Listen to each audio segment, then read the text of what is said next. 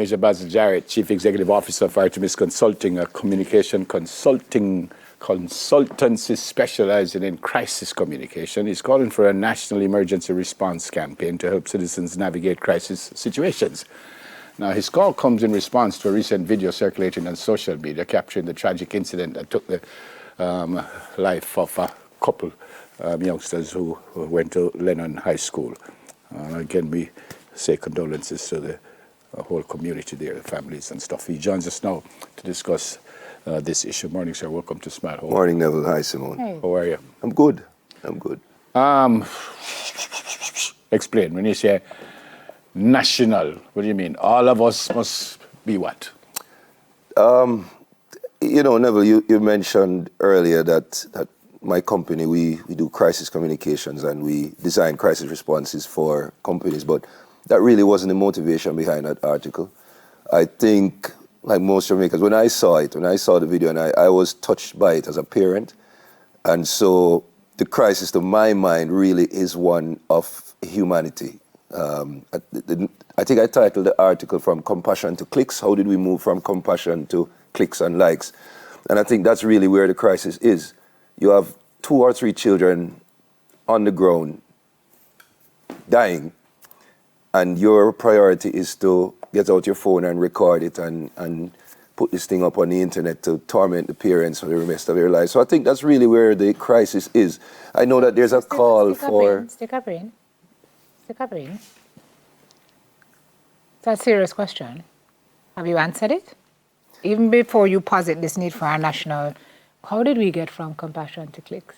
I mean, you and I went to Carmack together, right? Mm-hmm, the good old days. The good old days before any of this craziness started to happen. Social media has been a good thing. I mean, Prof used to tell us them time about the information superhighway and what it would do for the world. And largely it's been good, but it's also been horrible. I think so. I think we've lost. I think we've just sold out for the likes and the adoration and the adulation and everything else that comes with being in the public space. And, you know, everybody now has the power to be a celebrity.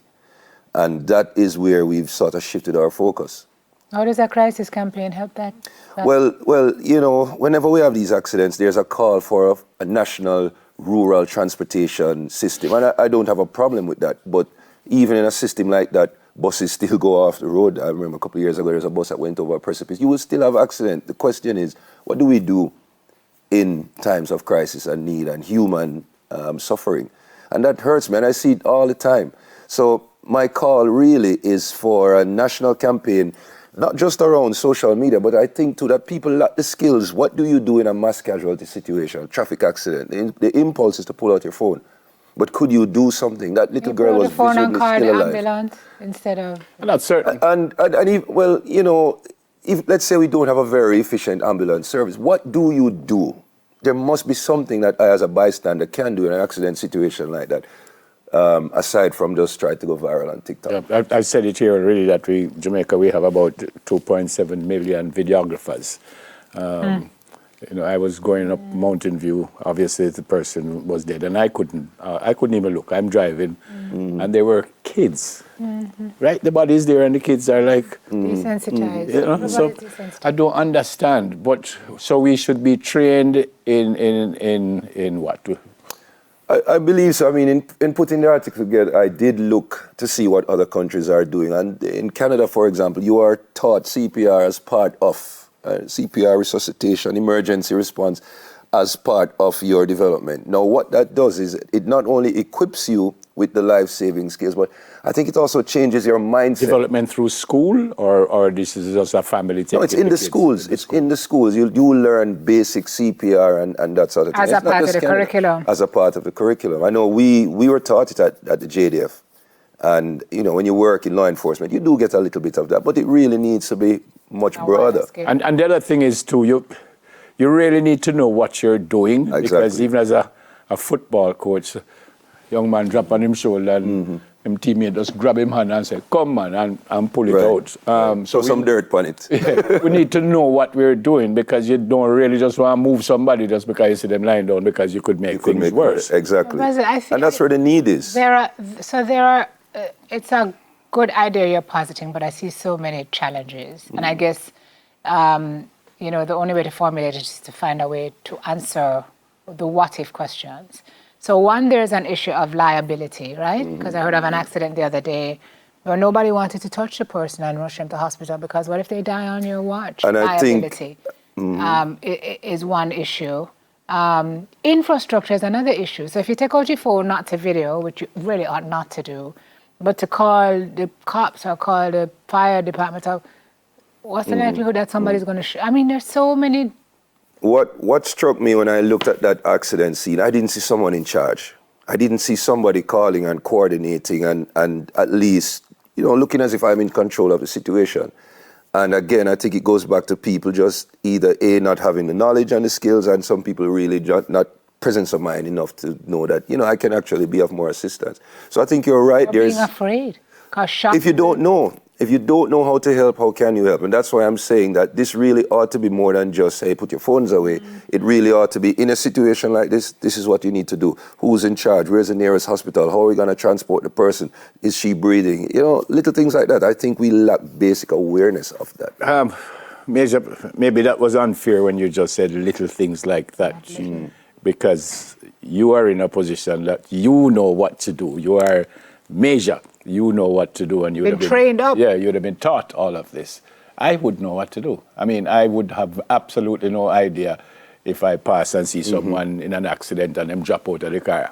I would have absolutely no idea whether I pick them up and show them in my car or I try to find somebody quick. Right. Especially with these accidents in some place where you can, some of them you can't even get signal much less, you know, I wouldn't know what to do. Right. Or who to call. Yeah. Or who to call. Well, I probably could know who to call. I mean, what is it, 119 or whichever number? If it works. Yeah.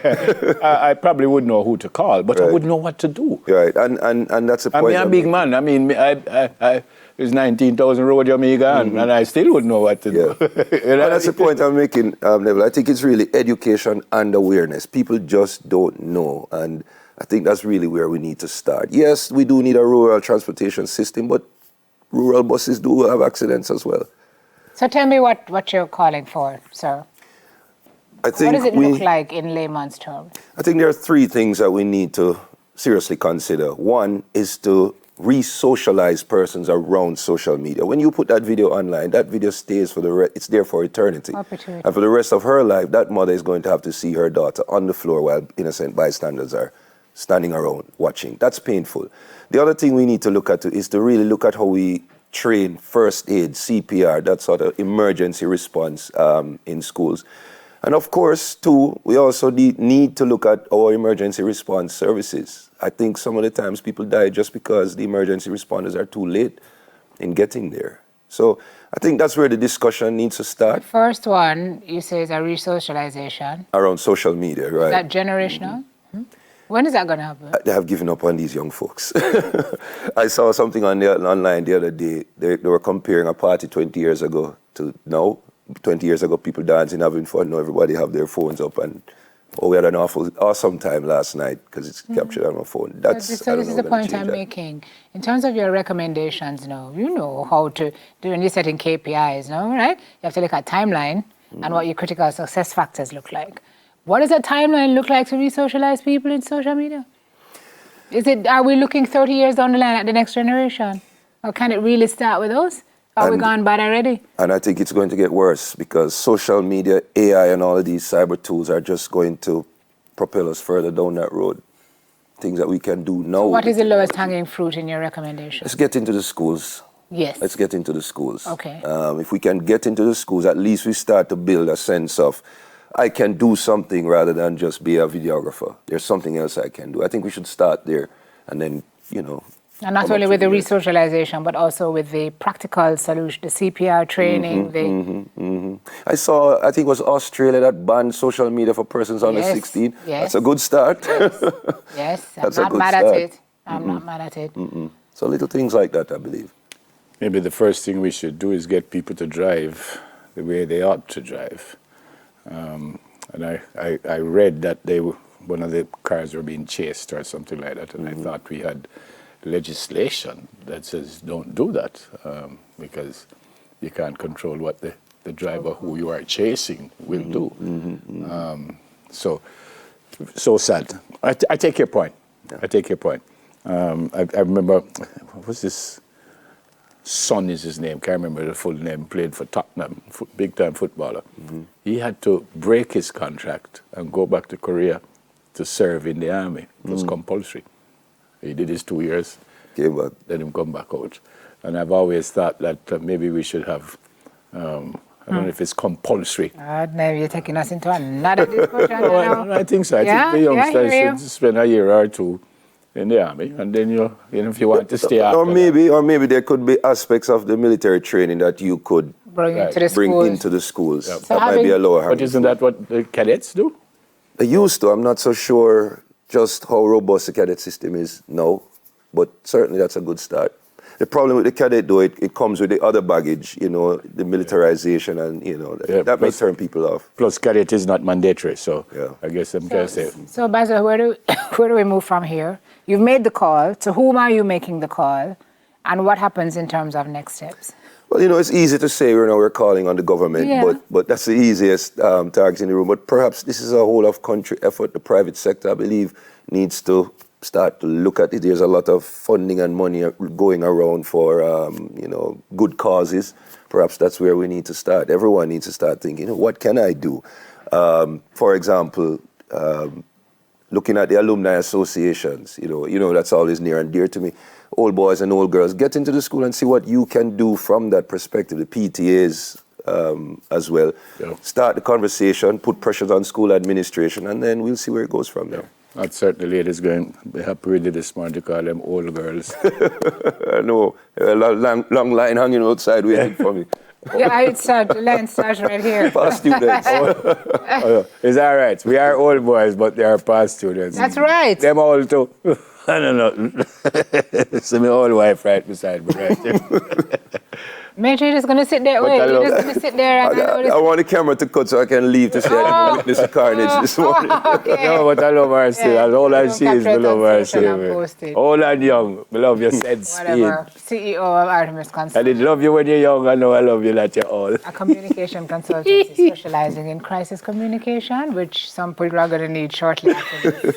An emergency response. An emergency response. Major Basil Jarrett. All the very best for the holidays to you and your family, sir. Same to you guys. Thanks for coming. Thank you. After the break, we're talking about Jamaica's salary position in the Caribbean. That too, a problem. We might need it there too. We'll be right back.